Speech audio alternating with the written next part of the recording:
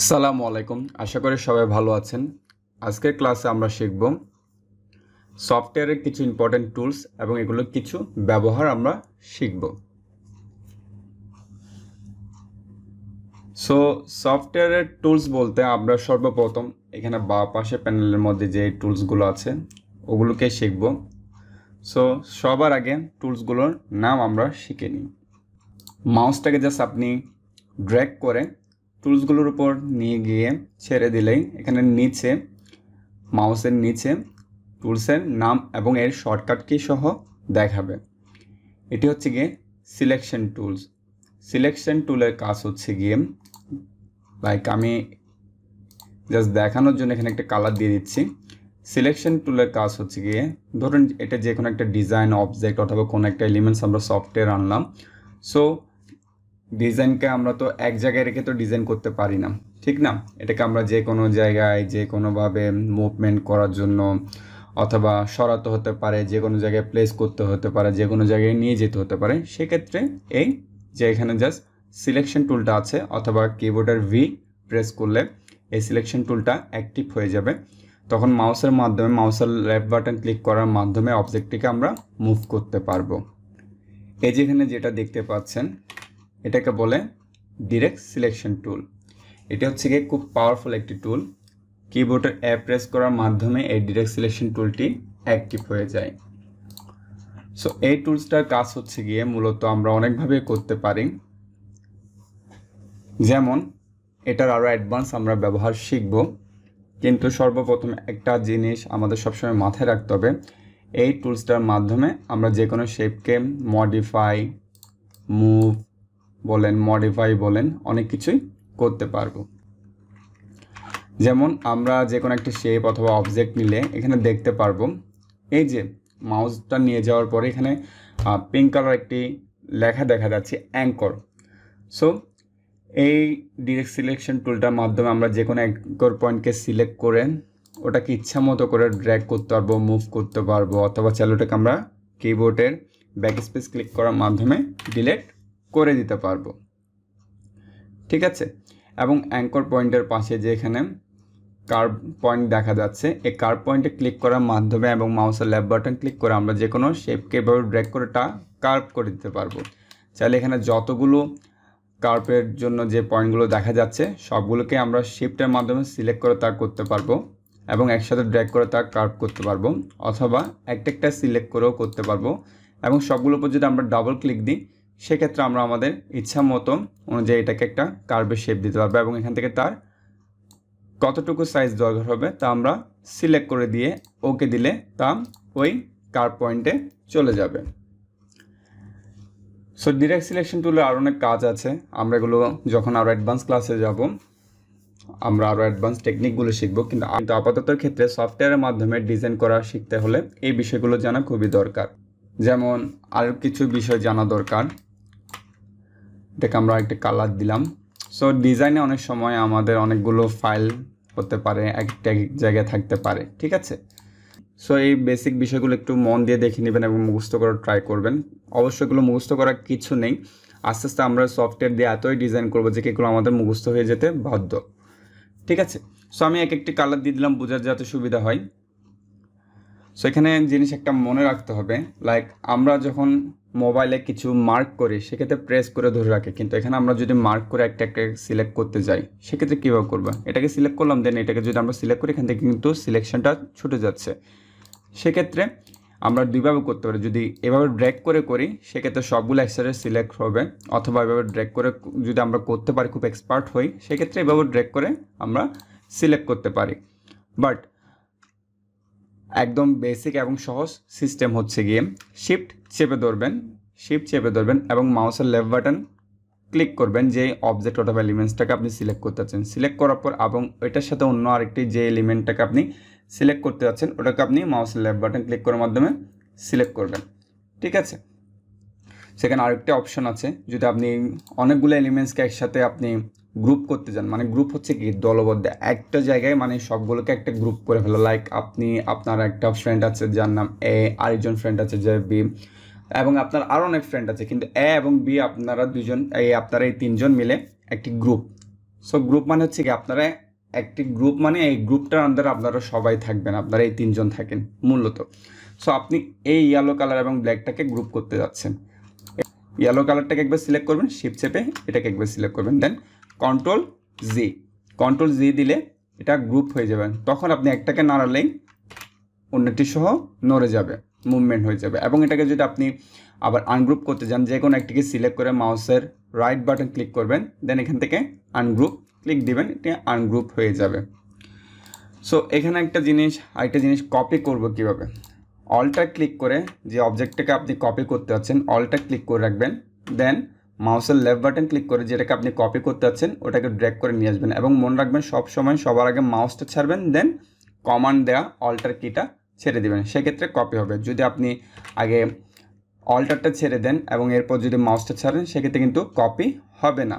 Copy হোক, যে কোনো অ্যাঙ্গেলে আপনার মুভমেন্ট হোক, অথবা আপনি ধরেন এটাকে স্ট্রেট বাই স্ট্রেট আপনি এটাকে মুভ করতে যাচ্ছেন, লাইক আমরা অনেক সময় এভাবে পাশাপাশি এটাকে অথবা উপরে নিচে এটাকে আমরা কি করতে চাই, মুভ করতে চাই, সেক্ষেত্রে অনেক সময় সোজাসুজি হয় না, একটু নড়বড় হয়ে যায়। সেক্ষেত্রে সোজাসুজি করার জন্য অথবা পাশাপাশি একদম স্ট্রেট, সো কী করতে হবে, এটাকে যদি আপনি শিফট চেপে ধরেন দেন মুভ করতে চান অনেক সময় কিন্তু হবে না। সো এটাকে একটু করে আপনি সিলেক্ট করে একটু করে মুভ করে দিবেন, কিন্তু ছেড়ে দিবেন না, মাউসের লেফট বাটনটা ছেড়ে দেবেন না, দেন কী করবেন শিফটটা ক্লিক করে রাখবেন। এরপর আপনি এটাকে চাইলে নিচে করতে চাইলেও কি এটা বাঁকা হবে না, কিন্তু আপনি এটাকে চাইলে স্ট্রেট এবং ওয়াইডে এটাকে আপনি মুভ করতে পারবেন এবং এটা বাঁকা হবে না। এবং এই ক্ষেত্রেও আপনার সবসময় আগে মাউসটা ছাড়তে হবে, দেন কমান্ড কি, ঠিক আছে। কমান্ড কি বলতে আমি এখানে শিফটটাকেই বুঝিয়েছি।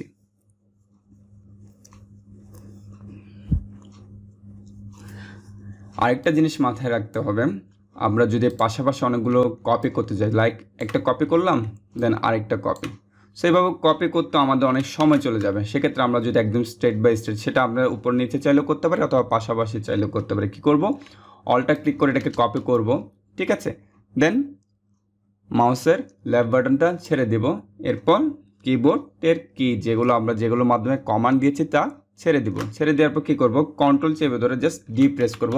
সেক্ষেত্রে আমাদের যতগুলো কপি দরকার ততগুলো কপি আমরা পেয়ে যাব। সো এখানের মধ্যে একটা জিনিস, আমি তো মাঝে মধ্যে ব্যাকে যাচ্ছি, আবার কি করছে, আবার ফরওয়ার্ড হচ্ছে। কীভাবে ব্যাকে যাব, কন্ট্রোল জেড ক্লিক করলে এখান থেকে এটা আমরা ব্যাকে চলে যাব। সেটা যে কোনো মুভমেন্টে যে কোনো সময় আমরা যতবারই কন্ট্রোল জেড দিব আমরা ব্যাকে যেতে যাব। এটার সুবিধা হচ্ছে গিয়ে আমরা ডিজাইন করতে করতে অনেক সময় একটু ভুল হয়ে যায়, লাইক আমি এটাও ডিজাইন করলাম, এটাও ডিজাইন করলাম, এখানে এটাও ডিজাইন করলাম, লাইক আমি এটা বোঝানোর ক্ষেত্রে বলছি এগুলো সবগুলো আমি একটা ডিজাইন করলাম, কিন্তু আমার দেখা যাচ্ছে আমার এই পজিশনটাতে আবার যেতে হবে, কিন্তু আমার এই ডিজাইনগুলো ভুল হয়ে গিয়েছে। সেক্ষেত্রে আমি কী করবো, কন্ট্রোল জেড ক্লিক করে আমি ওই পজিশনটাতে খুব ইজিলি চলে যাব। কিন্তু আমার যেতে যেতে দেখা যাচ্ছে আমি খুব বেশি পিছনে চলে গিয়েছে, আমার আরেকটি স্টেপ ফরওয়ার্ড হতে হবে। সেক্ষেত্রে আমি কী করব, কন্ট্রোল শিফট জেড ক্লিক করব এবং আমি ফরওয়ার্ড হয়ে সামনের দিকে যাব। সো এই বেসিকগুলো আমাদের একটু মনে রাখতে হবে কাজ করার সুবিধার জন্য। এবং সবগুলোকে সিলেক্ট করে যদি আমি কিবোর্ডের ব্যাক স্পেস ক্লিক করি সবগুলো কিন্তু ডিলিট হয়ে যাবে। আরেকটা জিনিস মাথায় রাখতে হবে, এই জিনিসটা এখানে যে হোয়াইট অংশটা দেখছেন এটা হচ্ছে আমাদের আর্টবোর্ড। আমাদের মেইন ডিজাইন সবসময় আর্টবোর্ডের মধ্যে থাকবে, কিন্তু আমরা আর্টবোর্ডের বাইরেও বিভিন্ন রকম এলিমেন্টস রেখে ডিজাইন করতে পারবো। এটা হচ্ছে ইলাস্ট্রেটরের সব থেকে বড় সুবিধা। সো আমি এখানে কিছু শেপ নিয়ে নিই। সো এই শেপে আসবো আমি সিরিয়াল বাই স্টেপ আমি যেগুলো আমাদের দরকার মূলত ফার্স্ট স্টেপের ডিজাইন করার জন্য, সফটওয়্যারে জানার জন্য আমি ওগুলোকেই দেখাচ্ছি, ঠিক আছে। আমি এখানে কিছু কালার পরিবর্তন করে দিই, সেখানে কিছু কালার পরিবর্তন করে দিলাম। এটা হচ্ছে গিয়ে ম্যাজিক ওয়ান টুল। সো ডিজাইন অনেক সময় আমাদের অনেক ধরনের অনেক এলিমেন্টস থাকে, যেমন লাইক আমি একটা ডিজিটাল ইলাস্ট্রেশন যদি করি অথবা ড্রয়িং যদি করি, একটা ড্রয়িংয়ের মধ্যে অনেক রকমের লাইন থাকে, অনেকগুলো কালার থাকে। সো অনেক সময় দরকার হয় কি আমাদের জাস্ট স্পেসিফিক একটা কালার, আমার ডিজাইনের মধ্যে অনেকগুলো রেড কালার আছে, আমার রেড কালারগুলোকে পরিবর্তন করতে হচ্ছে, অথবা তার টোনটা একটু আবার ডার্ক দিতে হচ্ছে। সেক্ষেত্রে কি আমি আবার নতুন ডিজাইন করব না, কীভাবে? এটা তো এখন বড় একটা শেপ, যার কারণে এগুলোকে আমি স্পেসিফিকভাবে সিলেক্ট করতে পারছি, কিন্তু যখন ওগুলো খুব ছোট ছোট লাইন থাকবে সেক্ষেত্রে আমার কি করতে হবে, এই যে ম্যাজিক ওয়ান টুলটা নিব, আমার যে কালারগুলোকে শুধু সিলেক্ট করতে হবে, লাইক শুধু রেড কালার, জাস্ট আমি রেডের উপর একটা ক্লিক দিব, তাহলে সে কী করবে, আমার সব রেডকে সে সিলেক্ট করে নেবে। সেক্ষেত্রে আমি চাইলে রেডগুলোকে আমি ব্যাক স্পেস ক্লিক করে ডিলিটও করে দিতে পারি, অথবা আমি যদি চাই এগুলোর কালার আরও পরিবর্তন করে দিতে পারি। সো প্যান টুল নিয়ে আমি এখানে কিছু বলছি না, প্যান টুলের কারণ প্যান টুল নিয়ে আমরা আলাদা একটা প্র্যাকটিস করে দেখাবো। টাইপ টুল, লাইন টুল, এখানে ব্রাশ টুল, ইরেজার টুল, এখানে সব কিছুর কিছু অ্যাডভান্স টুল আছে। সো ওগুলো নিয়ে আমি আলাদাভাবে আপনাদেরকে প্র্যাকটিস দেখাবো। সো এই ক্লাসটিতে মূলত যেগুলো জানা দরকার আমরা ওগুলোই জানি। সো এখন আসি আমরা এই যে এখানে শেপের ক্ষেত্রে, ঠিক আছে। সো এখানে ফার্স্ট অফ অল আমরা যেটা স্কোয়ার দেখতে পাবো, আমরা যেটাকে স্কোয়ার বলি, কিন্তু সফটওয়্যার সেটাকে বলে রেক্টেঙ্গুলার টুল। রেক্টেঙ্গুলার টুলটা আমরা অনেকভাবেই নিতে পারি, ঠিক আছে। সো রেড কালার দিচ্ছি যাতে একটু বোঝা যায়। সো আমরা যদি এটাকে এখান থেকে রেক্টেঙ্গুলার টুলটাকে সিলেক্ট করে আমরা যদি এটাকে নর্মালি ড্র্যাগ করি অথবা ড্র্যাগ করে নিয়ে এসে ছেড়ে দিই, ঠিক আছে, দেখতে পারবেন ড্র্যাগ করে নিয়ে আসার পর ডাব্লিউ মানে যেটা উইথ আমি কত পার্সেন্ট এটা মানে কত পিক্সেল আমি এটা নিয়েছি তা দেখা যাচ্ছে এবং হাইটও দেখা যাচ্ছে, ঠিক আছে। সো আমি যদি এরপর মাউসটা ছেড়ে দিই, এটা কিন্তু ওই সাইজে চলে এসেছে। সো এখানে আবার আরেকটা আমরা কাজ করতে পারি, উইথটাকে চাইলে আমরা যদি চাই, এখানে আমরা আরেকটা কাজ করতে পারি, রেক্ট্যাঙ্গুলার টুলটাকে যদি আমরা চাই একদম সমান মানে উইথও সেম থাকবে, হাইটও সেম থাকবে, সেক্ষেত্রে শিফটটা চেপে ধরবো, দেন আমরা এটাকে মাউসের লেফট বাটন ক্লিক করার মাধ্যমে ড্র্যাগ করব এভাবে। সো সেক্ষেত্রে সুবিধা হবে কি আমি চাইলেও এটাকে আমি এটার রেশিওটা কমাতে এবং বাড়াতে পারবো না, এটার রেশিও সব দিক দিয়ে সমান থাকবে। এবং এরপর আমি সবার আগে কী করবো, মাউসের লেফট বাটনটি ছেড়ে দিব, দেন কিবোর্ডের শিফটটা ছেড়ে দিব, সেক্ষেত্রে সব দিকে এটা সাইজটি সমানভাবে আসবে। এই সেম কাজটি আমি চাইলে আরেকভাবে করতে পারি, শিফট এবং অল্টা চেপে ধরে একসাথে করতে পারি। সেক্ষেত্রে হবে কি, শিফট চেপে ধরে করলে উপর থেকে নিচে যায় অথবা আমি নিচে থেকে উপরে যাই, এটা ওইভাবে হবে। কিন্তু অল্টার এবং শিফট চেপে যদি করি, এটা মিডল থেকে এবং সব সাইডে সেমভাবে বড় ছোট হবে। এবং এখানে যে আমি শিফট চেপে বড় ছোট করলাম এবং পারফেক্ট রেশিওতে নিলাম, অল্টার এবং শিফট চেপে করলাম, এই জিনিসটা আমাদের সবসময় ডিজাইন করার সময় মেনটেন করতে হবে। লাইক আমরা যদি কাস্টমাইজভাবে কোনো জিনিসকে খুব রেশিওটা চেঞ্জ করতে না চাই, সেক্ষেত্রে যে কোনো ডিজাইন অথবা যে কোনো এলিমেন্টসকে বড় ছোট করার সময় হয়তো আমরা শিফট চেপে করব অথবা শিফট অল্টার চেপে এটাকে আমরা বড় ছোট করব। যদি স্পেসিফিক কোনো রিজন অথবা স্পেসিফিক আমাদের কোনো রকম মাইন্ড ওরকম কোনো থট না থাকে যে আমরা এটাকে আলাদাভাবে কি রেশিওটা চেঞ্জ করব, ঠিক আছে, এই জিনিসগুলো মাথায় রাখতে হবে। সো এটা গেল, এটা হচ্ছে রেক্টেঙ্গুলার টুল। কালার পরিবর্তনেরটা তো আমরা আসছি, কিন্তু আগে আমরা এখানে এই যে এখানে শেপ যেগুলো আছে শেপগুলো একটু বুঝে নিই। এখানে আছে রাউন্ডেড রেক্টেঙ্গুলার টুল। সো এটা দেখি, এটাও সেম রেক্টেঙ্গুলার টুলের মতো, বাট এটা এক্সট্রাভাবে এখান থেকে এটা রাউন্ডটা করা আছে এবং এটার রেশিওটাও কি আমরা সেমভাবে নিতে পারবো। সো এখানে এরপর আছে ইলিপস টুল। ইলিপস টুল বলতে আমরা যেটাকে সার্কেল বলি, ইলিপস টুলটাই ওটা, এবং এটাকেও আমরা সেমভাবে নিতে পারবো। এরপর হচ্ছে গিয়ে পলিগন টুল। পলিগনটা অনেকটা ইলিপস টুলের মতো, বাট এটাতে একটু এক্সট্রা কিছু লাইন আছে যার মাধ্যমে কিছু এক্সট্রা কি শেপ দেখা যায়, লাইক অ্যাঙ্কর পয়েন্ট এক্সট্রা দেখা যায়। চাইলে আমরা এখানে পলিগনের টুলগুলোর আমরা বিভিন্ন রকম লাইন বাড়াতে এবং কমাতে পারি। শিফট চেপে এখানে আমরা এটাকে ড্র্যাগ করব, শিফট চেপে যখন আমরা এটাকে ড্র্যাগ করব, ড্র্যাগ করার পর আমরা যদি কিবোর্ডে আবার কি প্রেস করতে থাকি, এখানে লাইনগুলো এক্সট্রা বাড়তে থাকবে, এবং যদি আমরা কিবোর্ডে ডাউন কি প্রেস করতে থাকি, এখানে লাইনগুলো কমতে থাকবে, এবং এটাকে কমাতে কমাতে আমরা এক সময় এটাকে ট্রায়াঙ্গেল শেপে নিয়ে যেতে পারবো।